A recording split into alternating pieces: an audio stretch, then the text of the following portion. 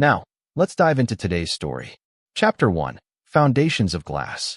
Neil Harrington had built his life like he built his custom homes, with precision, patience, and an uncompromising eye for quality. At 42, he'd established Harrington Custom Homes as one of the most prestigious construction companies in Washington state, turning his grandfather's small contracting business into a multi-million-dollar operation that specialized in luxury residences along the Pacific Northwest coast. His 15-year marriage to Vanessa had produced 2 children, Thomas, now 14, and Cassidy, 12. From the outside, the Harringtons appeared to be the quintessential American success story, affluent, attractive, and admired within their exclusive Lake Sammamish community. Neil's relationship with his parents, Howard and Diane Harrington, had always been one of high expectations. Howard, a former state judge, and Diane, who headed several prestigious charity boards, had groomed Neil to be exceptional from childhood. Their approval was conditional, their disappointment swift, and their pride in Neil's accomplishments always tinged with the suggestion that he could have done better. "You know, your father always hoped you'd follow him into law," Diane would often say. Even as she accepted Neil's invitation to dinner at a restaurant he couldn't have afforded without his disappointing career choice. Neil's sister, Patricia, 7 years his junior, had followed their father's path, becoming a corporate attorney and their parents' new golden child. Neil had made peace with his secondary status, focused instead on his own family, until the day he discovered the truth about his wife.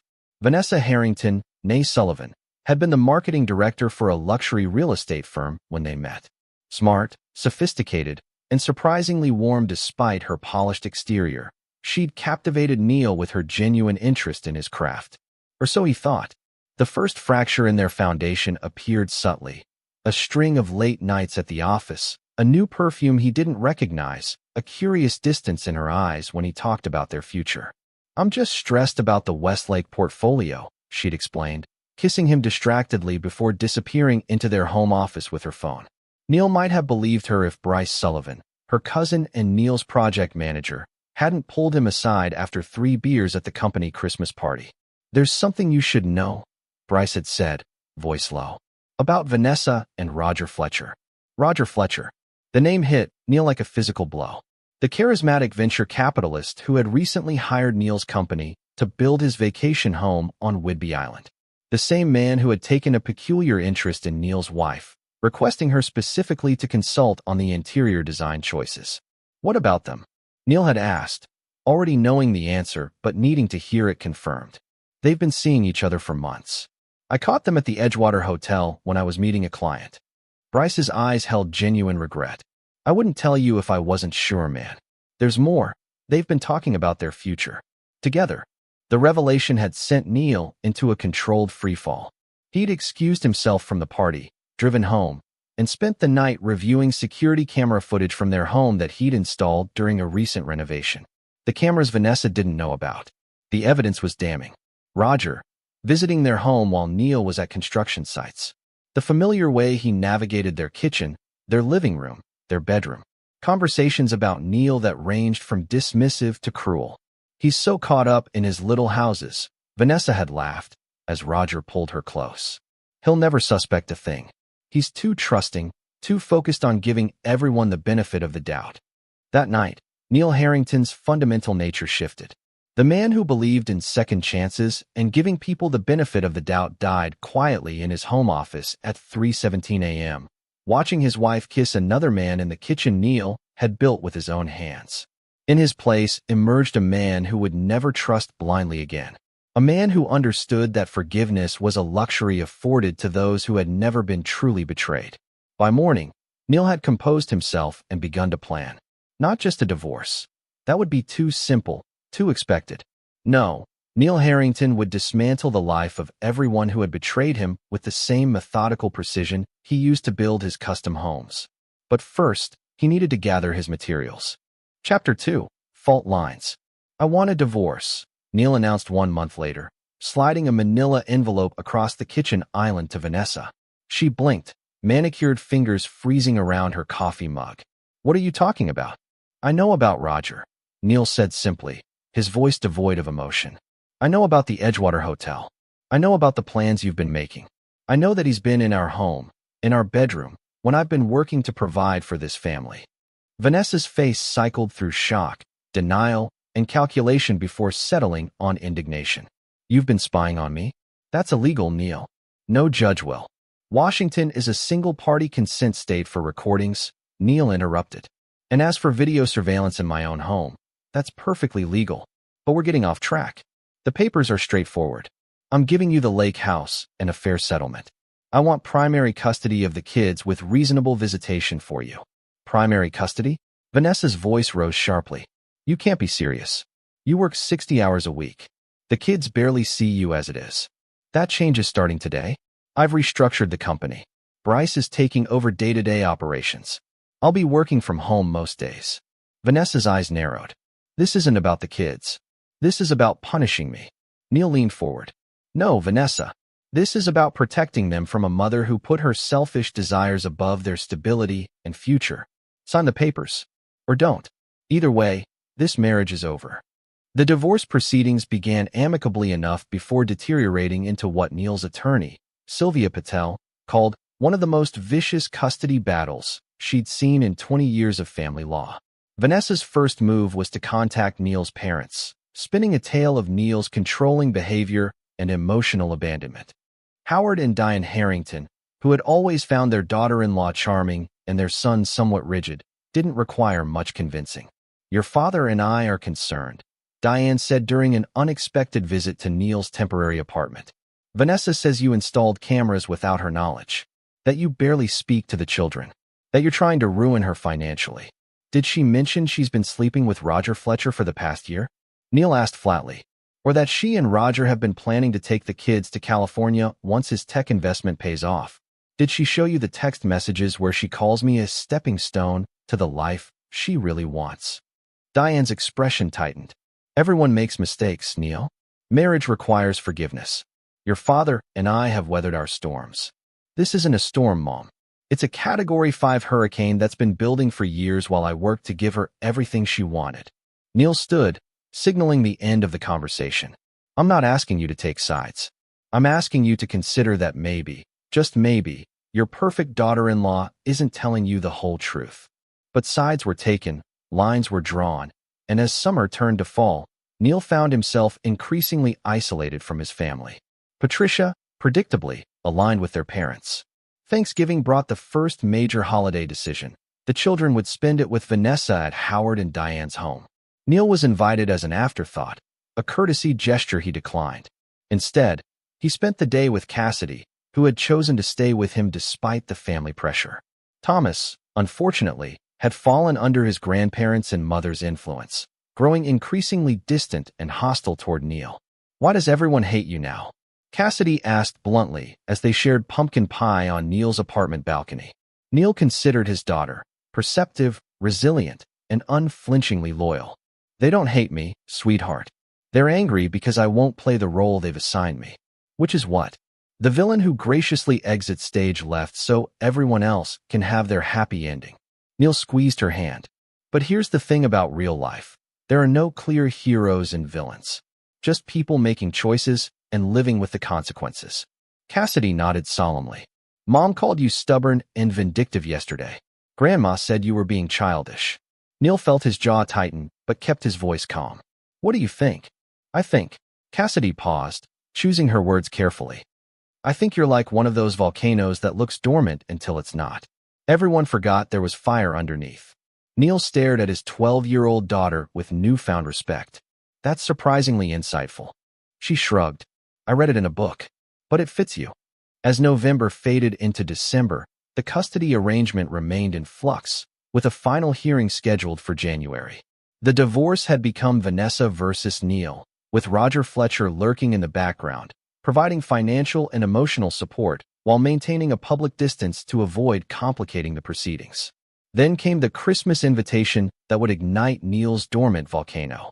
Chapter 3: The Ultimatum. The envelope arrived on December 15th, hand-delivered by Patricia, who stood awkwardly on Neil's doorstep, as if making a hostile diplomatic visit to foreign soil. "Mom asked me to give you this," she said, avoiding his eyes. "She wants you to RSVP by tomorrow." Neil took the envelope. "Come in, Patty." It's freezing out there. I can't stay, Patricia replied stiffly. I have a deposition in an hour. 5 minutes. For coffee. We haven't spoken properly in months. Patricia hesitated before stepping inside, her body language screaming discomfort. Nice place, she commented, glancing around Neil's newly purchased townhouse, smaller than his previous home, but elegantly renovated by his own hands.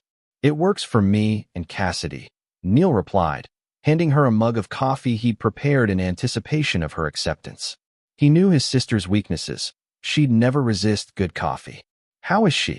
Patricia asked, a hint of genuine concern breaking through her facade. Thriving, actually. Straight A's, made the debate team. She's with her friend Zoe today, holiday shopping. Neil sat across from Patricia. Thomas won't take my calls. Patricia shifted uncomfortably. He's processing. Teens are complicated. So are families, Neil countered, tapping the envelope. Speaking of which, he opened it, extracting an embossed invitation to the annual Harrington family Christmas celebration. The handwritten note from his mother at the bottom caused his body to go perfectly still. Neil, we're inviting Vanessa as she's still family regardless of your situation. For harmony's sake, we feel it would be best if Cassidy didn't attend this year. Thomas will be there with Vanessa. If you can't respect our wishes, perhaps it's better you celebrate elsewhere. Love, Mom. Patricia watched Neil's face carefully. She's trying to keep the peace, she offered weakly. Neil folded the invitation precisely along its creases. By uninviting my daughter from her own family's Christmas? The same daughter who's been excluded from every family gathering since the divorce began? While welcoming my adulterous soon-to-be ex-wife. Vanessa has been part of the family for 15 years, Patricia said defensively. And she's Thomas's mother. He wants her there. And Cassidy is what? Collateral damage. Neil's voice remained controlled, but his eyes had hardened to granite. Tell me, Patty, will Roger be joining the festivities too? Should I send a gift for him? Patricia flushed. That's not fair. Mom and Dad don't approve of that situation. They've made that clear to Vanessa. Yet they've chosen her over their own grandchild.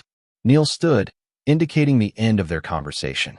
Give Mom my response. Neither Cassidy nor I will be imposing on your Christmas harmony. We'll celebrate somewhere we're both welcome.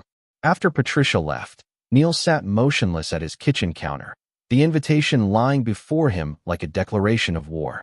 Every slight, every betrayal, every moment his family had chosen Vanessa over him, and Cassidy crystallized into a single, razor-sharp purpose.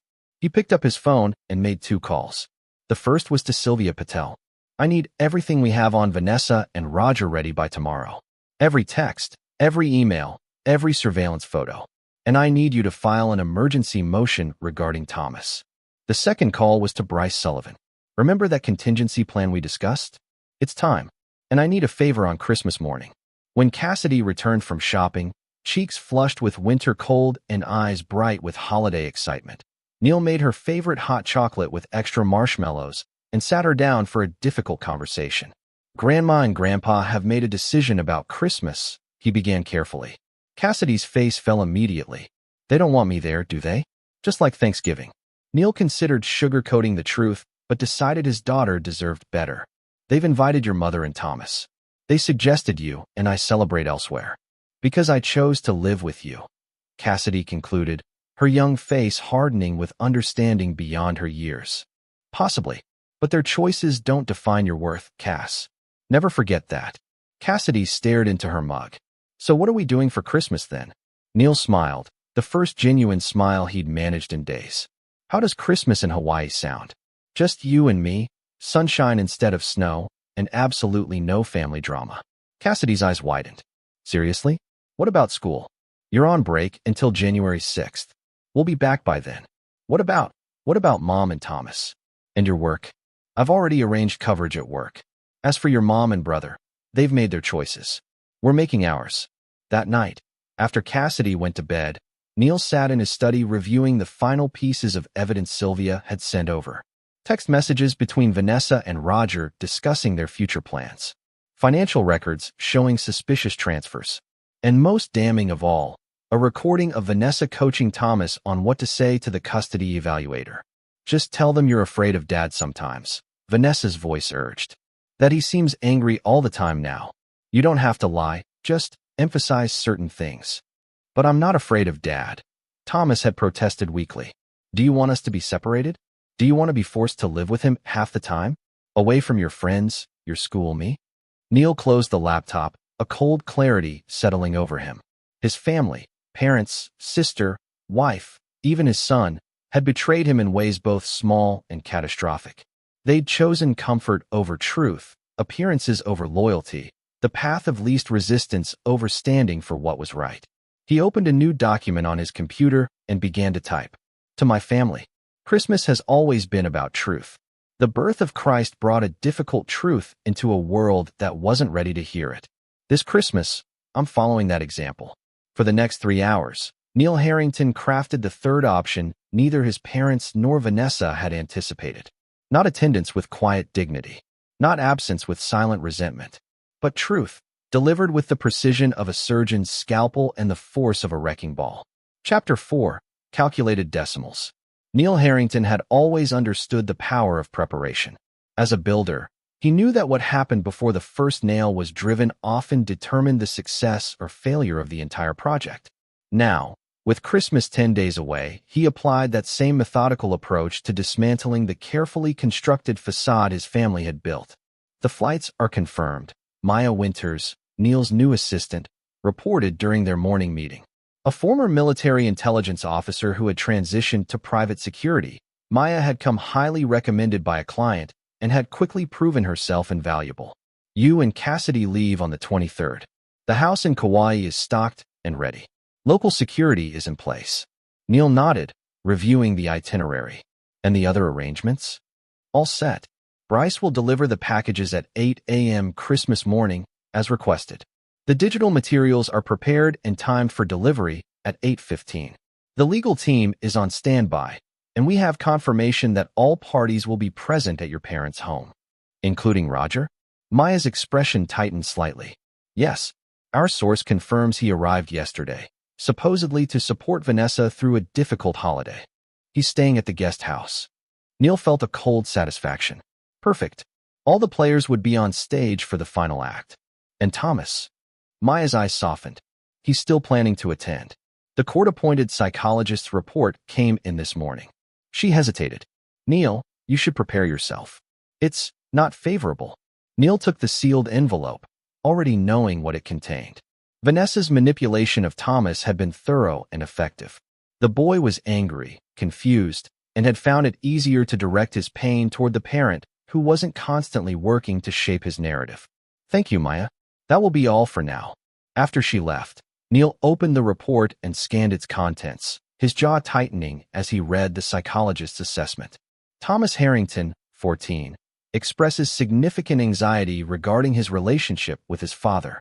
He reports feeling pressured to choose sides and states that his father changed overnight following the separation.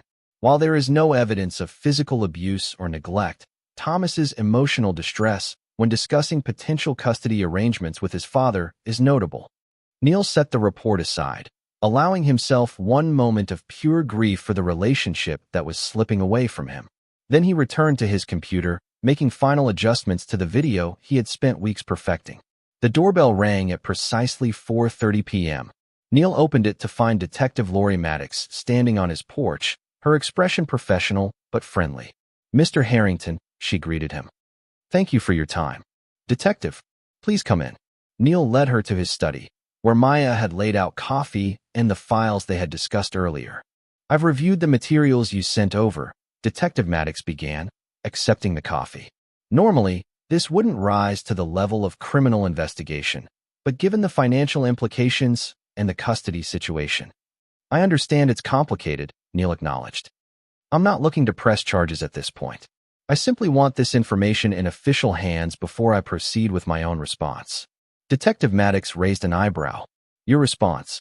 Legal and civil, Neil clarified. Everything I plan to do falls within my rights, but I anticipate accusations once I reveal what I know. Mr. Harrington, if you're anticipating criminal allegations, perhaps you should reconsider whatever you're planning. Neil smiled thinly. I appreciate your concern, Detective. But everything I'm about to do is perfectly legal, morally justified, even. It's simply unprecedented in my family's experience." After the detective left, Neil received a text from Cassidy. "Dad, can I stay at Zoe's tonight? Her mom is taking us ice skating tomorrow morning." Neil replied, "Of course. Have fun. Love you."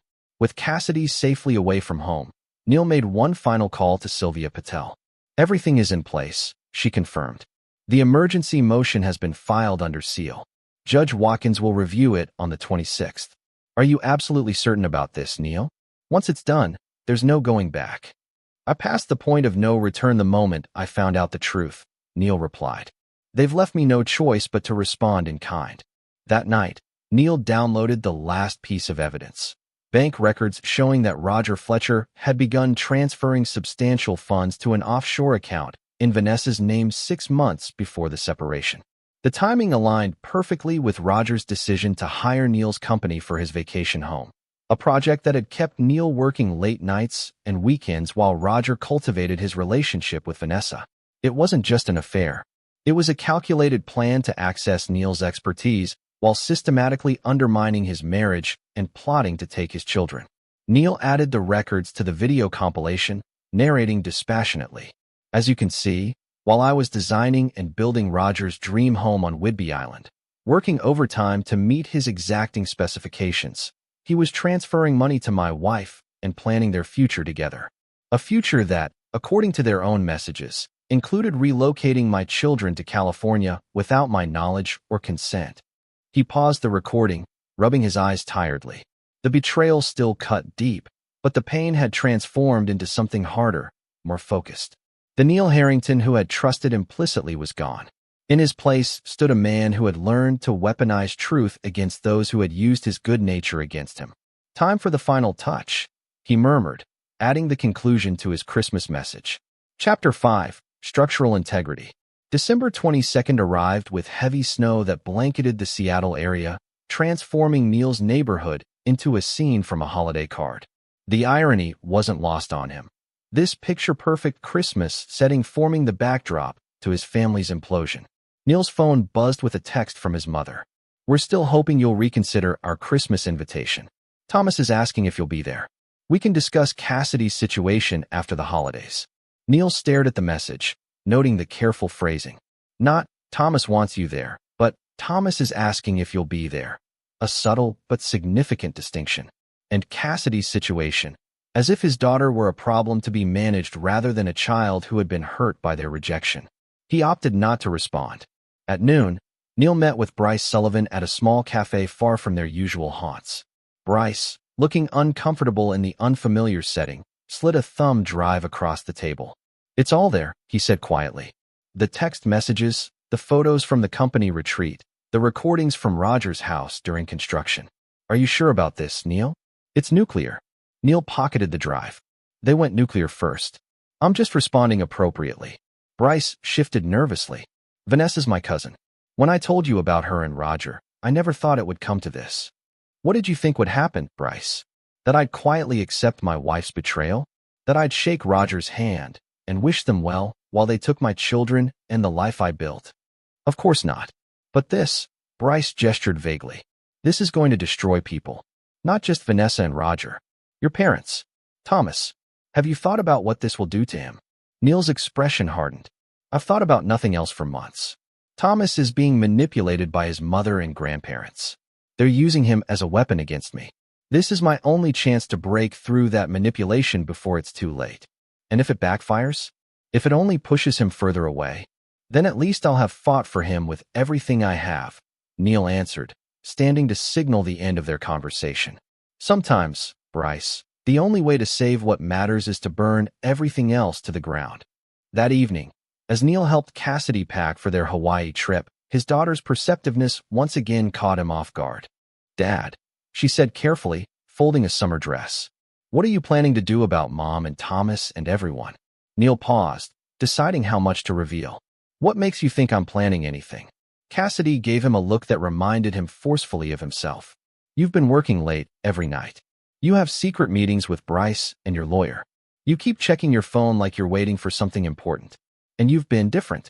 Calmer, but like, scary calm." Neil sat on the edge of her bed. "You're too smart for your own good. You know that. So you are planning something. Let's just say I'm making sure that the truth comes out. The whole truth, not just the convenient parts that make me look like the villain. Cassidy considered this. Will it hurt Thomas?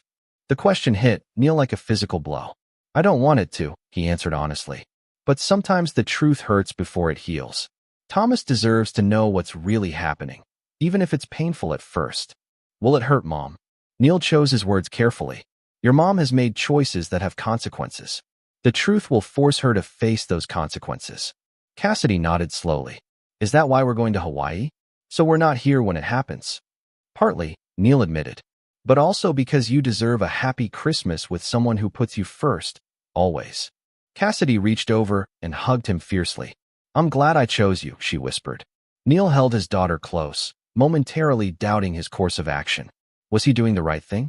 Or was he simply responding to hurt with more hurt, perpetuating a cycle that would eventually claim Cassidy as its victim too?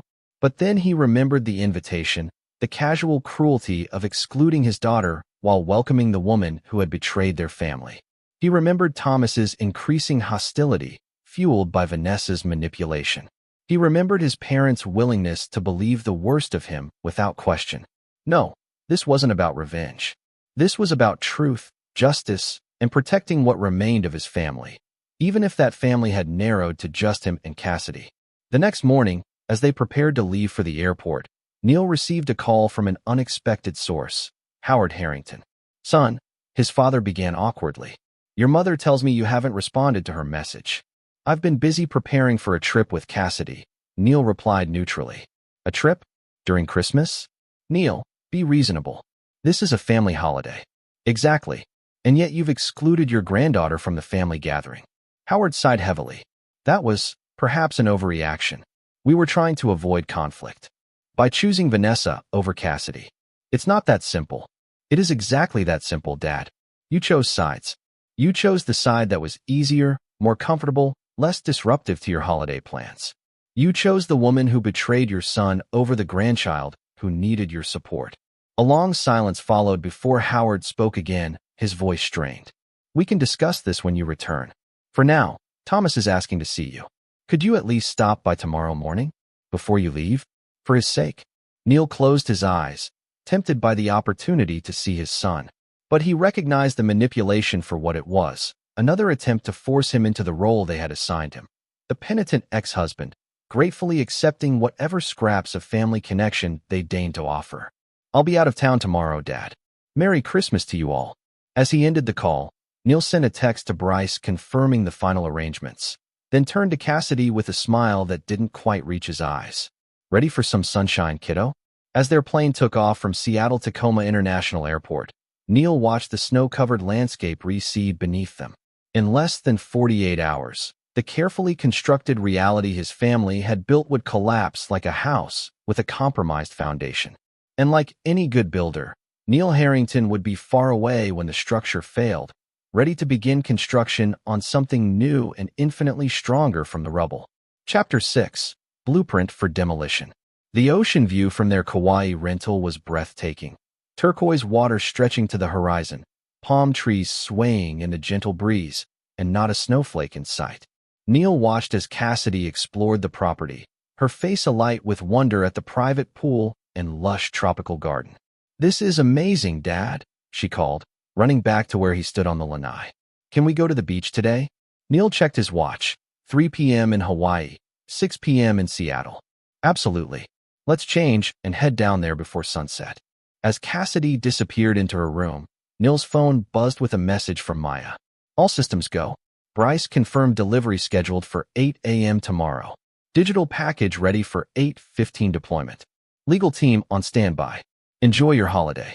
Neil sent a brief acknowledgement, then set his phone to Do Not Disturb. For the next 12 hours, he would focus solely on giving Cassidy the Christmas Eve she deserved. They spent the afternoon swimming in the warm Pacific waters, building sand castles, and hunting for shells along the shoreline. For dinner, Neil had arranged a private chef who prepared fresh seafood and tropical fruits on their lanai. As the sun set in a spectacular display of orange and pink, Neil found himself genuinely smiling for the first time in months. This is the best Christmas Eve ever, Cassidy declared, licking mango sorbet from her spoon. Way better than sitting at Grandma's listening to everyone pretend everything's fine when it's not. Neil regarded his perceptive daughter thoughtfully. You noticed that too, huh? Duh. Everyone's super fake there. Mom acts all perfect. Grandma pretends she doesn't totally favor Aunt Patricia. Thomas tries to be whatever person everyone wants him to be. Cassidy shrugged. It's exhausting. When did you get so wise? Neil asked, genuinely curious. Probably around the time I found Mom crying over Mr. Fletcher's text while telling you she was working late. Cassidy replied matter-of-factly. I figured out pretty fast that grown-ups lie a lot. Neil felt a stab of pain at his daughter's lost innocence. Not all grown-ups. And not about everything. You don't, Cassidy agreed. That's why I wanted to stay with you. After dinner, they exchanged one gift each, their new tradition for Christmas Eve. Neil gave Cassidy a delicate silver bracelet with 2 charms, a tiny house, and a volleyball, representing the 2 things she loved most. Cassidy presented Neil with a hand-bound book titled Dad's Best Dad Jokes, illustrated with her own drawings. So you never forget the funny ones, she explained seriously. Later, as Cassidy slept peacefully in her room, Neil sat on the lanai with his laptop, finalizing the details of tomorrow's event. The video was complete, 27 minutes of meticulously compiled evidence, narrated with clinical precision, exposing every betrayal, every lie, every manipulation his family had participated in. It began with Vanessa and Roger's affair, documented through text messages, security footage, and financial records. It continued with his parents' willful blindness and eventual complicity, evidenced by emails between Diane and Vanessa coordinating their stories. It detailed Patricia's role as messenger and enabler, revealed through recorded phone conversations Maya had legally obtained. Most painfully, it showed Thomas's gradual transformation from confused, hurt son to active participant in the campaign against Neil. Coached by Vanessa, encouraged by Howard and Diane, all in service of a custody arrangement that would give Vanessa and Roger the freedom to move to California with both children. The video concluded with Neil's direct address to each family member. To Vanessa, I trusted you with my heart, my children, and my future. You've lost the right to any of them. The offshore accounts you thought were hidden are now frozen pending investigation. The career connections I provided are withdrawn. The life you built on my foundation is over. To Roger, you entered my home under the guise of friendship while plotting to take everything I valued. The construction of your island home is permanently halted. The permits have been revoked due to anonymous tips about environmental violations. The millions you've invested are now tied up in legal battles that will last years. To his parents, you raised me to value truth, loyalty, and family above all else, then abandoned those principles when they became inconvenient. Your legacies of judicial integrity and charitable work will now be shadowed by this documented betrayal of your own son and granddaughter. To Patricia, you chose the path of least resistance, as you always have. Your complicity in this situation is now a matter of record, which may interest the ethics board at your law firm. And finally, to Thomas, son, you've been manipulated by the adults who should have protected you from exactly this kind of emotional damage. I will always love you and will always be your father. When you're ready to hear the truth without their filtering, I'll be waiting. Until then, I've instructed my attorney to suspend my custody petition. I won't force you to live with a father you've been taught to fear and resent. The video ended with a simple statement. I've provided copies of all this evidence to my attorney, local law enforcement, and select members of our community. The truth is no longer hidden. Merry Christmas. Neil closed the laptop, knowing that at 8:15 a.m. Seattle time, 11:15 a.m. in Hawaii, the video would be simultaneously delivered to every family member's email and phone. By the time they gathered for Christmas morning breakfast at Howard and Diane's home, the physical packages Bryce would deliver would already have been opened, containing printed copies of key evidence along with personalized letters detailing the specific consequences each person would face.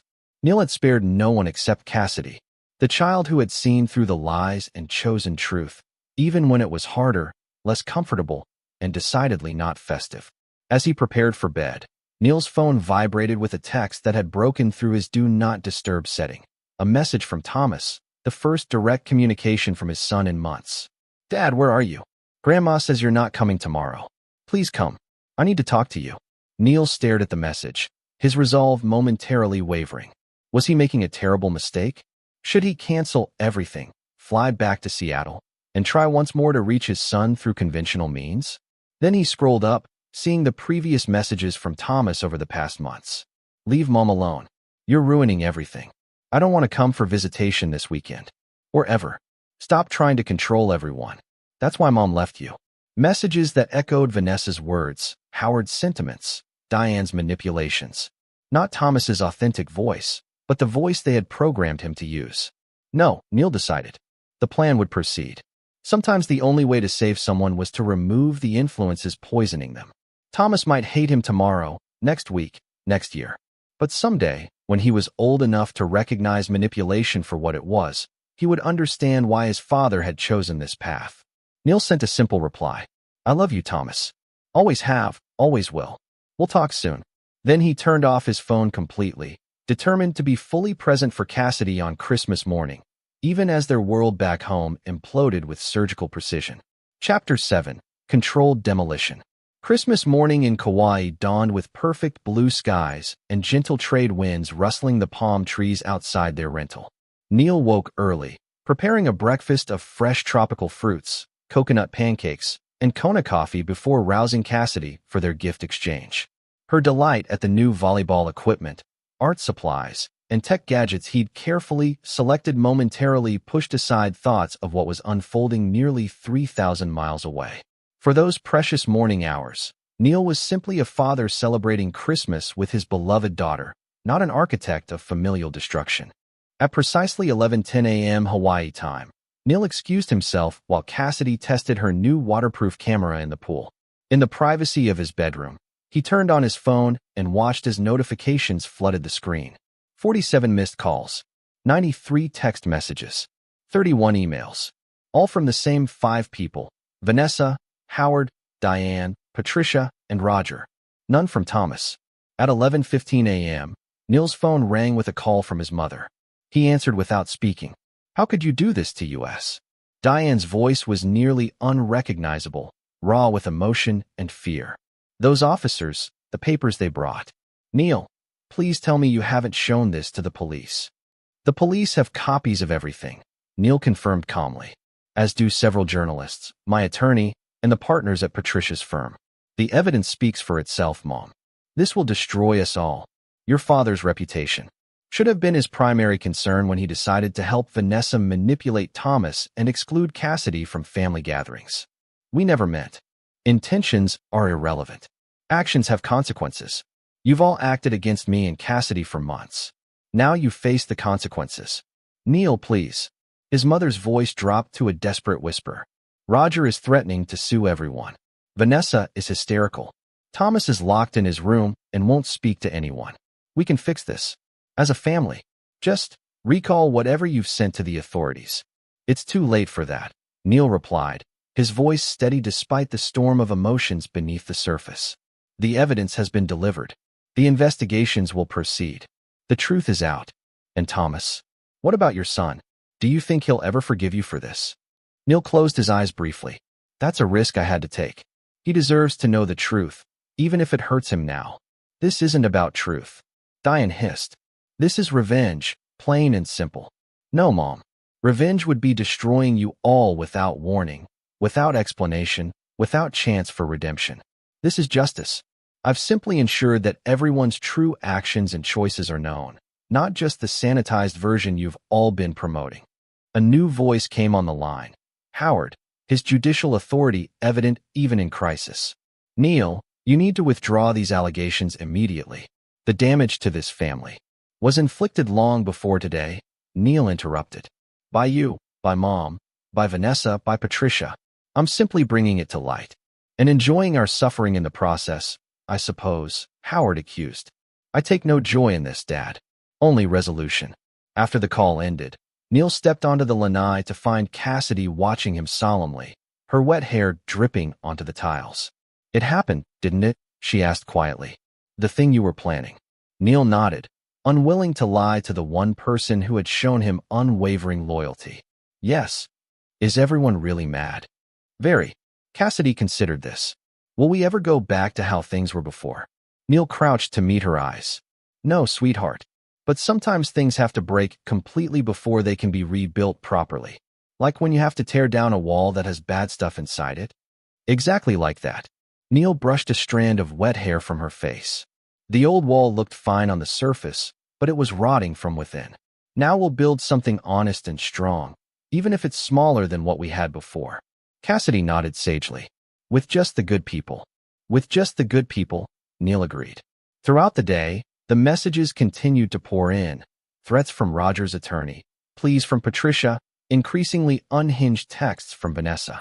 Neil read them all but responded to none, focusing instead on creating positive memories with Cassidy, building sandcastles on the beach, snorkeling in a protected cove, enjoying shave ice under swaying palms. That evening, as they watched the sunset from their lanai, Neil received a single text from Thomas, the first direct communication since the video had been delivered. I hate you for this. You've ruined everything. The words cut deep, but Neil had anticipated them. Thomas was still processing, still under the influence of those who had manipulated him. Time and distance would eventually allow the truth to penetrate. Neil replied simply, I understand you're hurt and angry. When you're ready to talk, really talk, I'll be here. I love you, son. That has never and will never change. There was no response. As Cassidy fell asleep that night, exhausted from their day of adventure, Neil sat on the lanai with a glass of whiskey, mentally preparing for the next phase. The demolition was complete. Now came the difficult part, sorting through the rubble to determine what, if anything, could be salvaged. Chapter 8. Foundations of Truth. The remaining days in Hawaii passed in a curious blend of holiday joy with Cassidy and strategic planning for their return to Seattle. Neil maintained minimal contact with the outside world, responding only to communications from Sylvia Patel and Detective Maddox, who confirmed that investigations into financial improprieties were proceeding. Roger Fletcher's attorney is demanding a meeting, Sylvia reported during their daily call. He's threatening countersuits for defamation, invasion of privacy, corporate espionage. Everything but the kitchen sink. Let him, Neil replied coolly.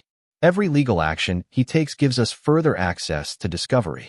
Does he really want his financial records scrutinized more closely? Apparently not. His tone changed considerably when I mentioned the offshore accounts and the transaction patterns that suggest money laundering. And Vanessa? She's filed an emergency motion to modify the custody arrangement, claiming your video constitutes parental alienation and psychological abuse of Thomas. Neil had anticipated this, and Judge Watkins has scheduled a hearing for January 3rd. In the meantime, he's ordered a full psychiatric evaluation of Thomas and suspended all visitation pending the results. Including Vanessa's?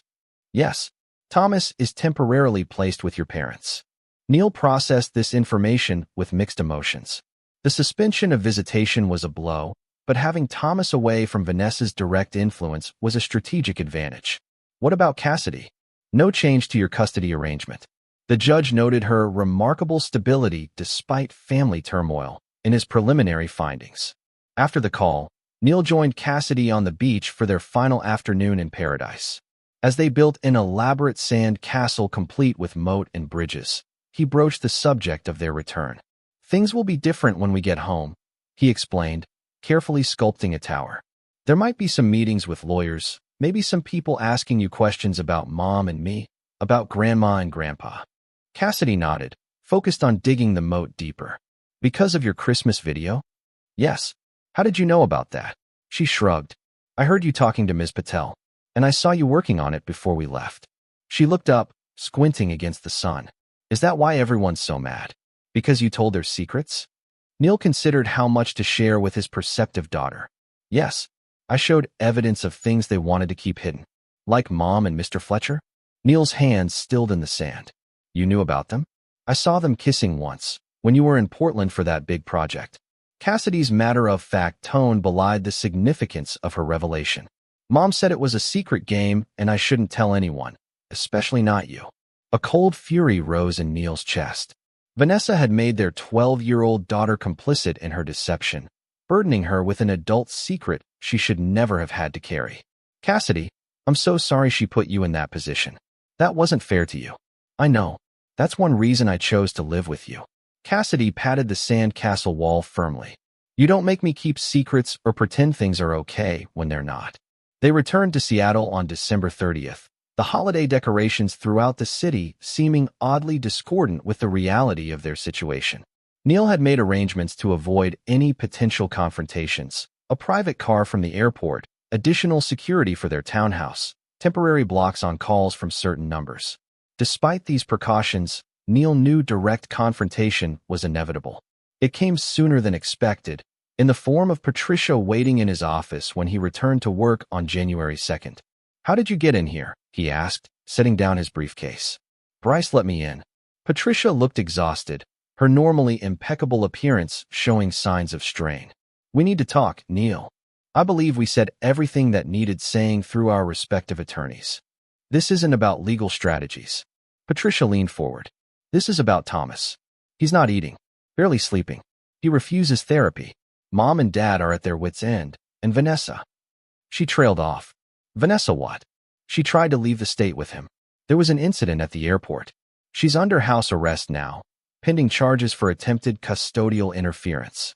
Neil absorbed this information, unsurprised but still concerned. "And Thomas? He needs his father. Not the cold, calculating man who created that video, but the dad who taught him to build tree houses and cheered at his soccer games."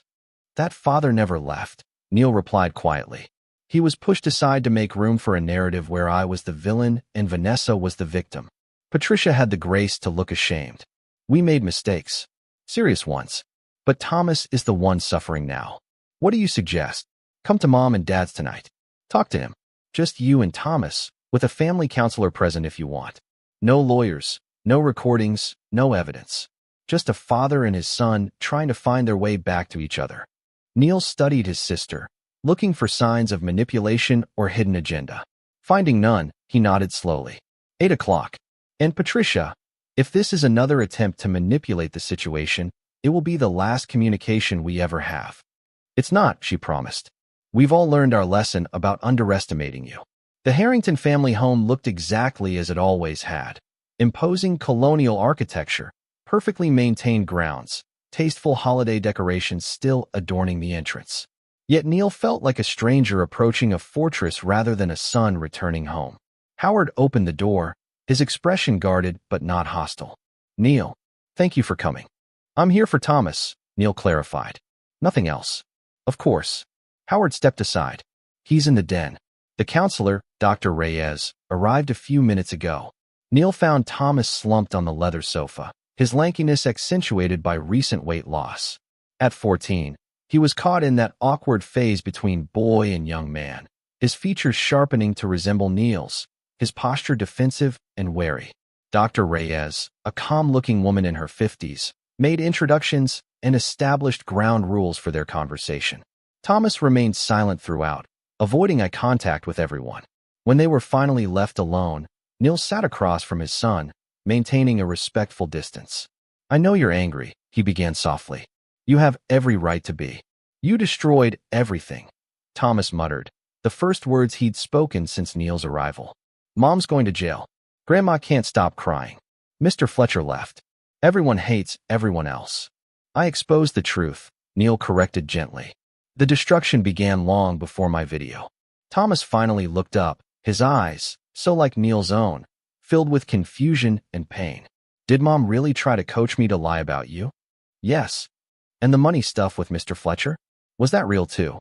"Every document in that video was authentic, Thomas. I wouldn't lie to you, even to win you back." Thomas seemed to collapse in on himself. "I don't know what's real anymore. Mom says one thing. You say another. Grandma and Grandpa change their story depending on who's in the room." "That's the problem with lies," Neil said quietly. "They have to keep changing to stay consistent. The truth doesn't have that problem." "So what happens now?" Thomas asked, his voice small and uncertain. "That depends partly on you," Neil replied honestly. "The court has temporarily suspended both my and your mother's visitation rights while they assess the situation. You'll stay with Grandma and Grandpa for now. And Cassidy? She'll continue living with me. But she misses you. We both do." Thomas picked at a loose thread on his jeans. "I said horrible things to you. In texts and stuff. You were angry and confused, manipulated by people you trusted. That doesn't make it okay. Neil leaned forward. No, it doesn't. But it makes it understandable. We all make mistakes, Thomas. What matters is what we do after we recognize them. A long silence stretched between them before Thomas spoke again. I don't think I can forgive Mom. Not yet. Maybe not ever. You don't have to decide that now. Forgiveness is a process, not an event. What about you? Thomas asked, looking directly at Neil. Will you ever forgive Mom? Or Grandma and Grandpa? Neil considered the question carefully. Forgiveness isn't really about absolving someone else. It's about freeing yourself from the burden of anger and resentment. I'm working on setting down that burden. But trust, that's different. Trust requires actions, not just words. I don't know if that can ever be rebuilt with certain people. Thomas nodded slowly, processing this distinction. Can I see Cassidy sometime? Even before all the court stuff is figured out. I think that could be arranged. She'd like that very much. As their time drew to a close, Thomas hesitantly moved toward Neil, initiating an awkward but genuine hug, the first physical contact they'd had in months. Dad, he whispered, I'm sorry I believed them instead of you. Neil held his son tightly, feeling a crack in the armor he'd built around his heart. You have nothing to apologize for. Nothing at all. As he left the Harrington family home that night, Neil felt a curious lightness. Not forgiveness. He wasn't ready for that, but perhaps the first step toward whatever came after devastation. Not rebuilding, exactly, but clearing ground for something entirely new. Chapter 9, Structural Evolution. 6 months after the Christmas that changed everything, Neil stood on the observation deck of the Space Needle, watching a summer sunset paint Seattle in hues of gold and amber. Beside him, Cassidy and Thomas pointed out landmarks to each other. Their easy companionship restored after weeks of supervised visits had gradually transitioned to regular overnight stays. The legal aftermath of Neil's Christmas video had been extensive and complex. Vanessa had ultimately pled guilty to attempted custodial interference, receiving a suspended sentence and mandatory counseling. The financial investigations had revealed even deeper improprieties in Roger Fletcher's business dealings, resulting in federal charges that were still pending. Howard and Diane Harrington had retreated from their social circles, humiliated by the public exposure of their role in the family drama. Howard had accelerated his retirement from the bench, citing health concerns that weren't entirely fictional. The stress had exacerbated his heart condition, necessitating surgery in March. Patricia had perhaps undergone the most significant transformation, facing an ethics review at her firm that had forced her to confront her own complicity in the situation. Her relationship with Neil remained fragile, but was slowly being rebuilt on more honest foundations. As for Neil himself, he had emerged from the crucible neither victorious nor defeated, but fundamentally changed. The trusting man who believed in second chances was gone forever. In his place stood someone more cautious, more discerning, and paradoxically, more at peace with the imperfections of human connection. Dad, can we get ice cream before we go to the movie? Cassidy asked, interrupting his reflections. Absolutely, Neil agreed, checking his watch. We have time. As they rode the elevator down, Thomas asked quietly, Is Mom still coming to my graduation next week? The middle school graduation ceremony had become a delicate negotiation point. Under the new custody arrangement finalized in April, Neil had primary physical custody of both children, with Vanessa granted supervised visitation that would be reassessed after 6 months of consistent compliance with court-ordered therapy and parenting classes. Yes, but separately from us, as we discussed, Neil confirmed. She'll be seated in a different section with her sponsor from the program. Thomas nodded, relief evident in his expression. He was learning to navigate his complicated feelings toward his mother, anger and betrayal balanced against residual love and attachment, with the help of Dr. Reyes, who had transitioned from crisis counselor to regular therapist for both children. And Grandma and Grandpa? They'll be there too, also in their own section. Neil kept his tone neutral, maintaining his practice of never speaking negatively about family members to the children, despite his personal feelings.